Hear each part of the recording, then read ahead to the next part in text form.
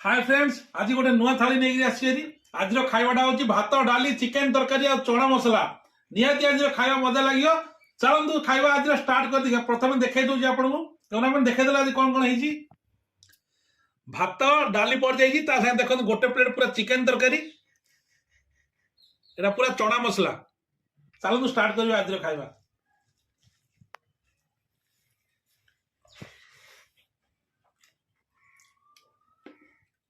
Juice टे पकाया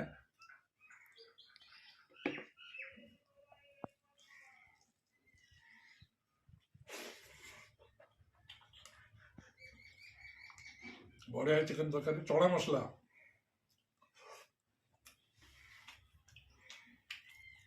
चना मसला भी बढ़िया है।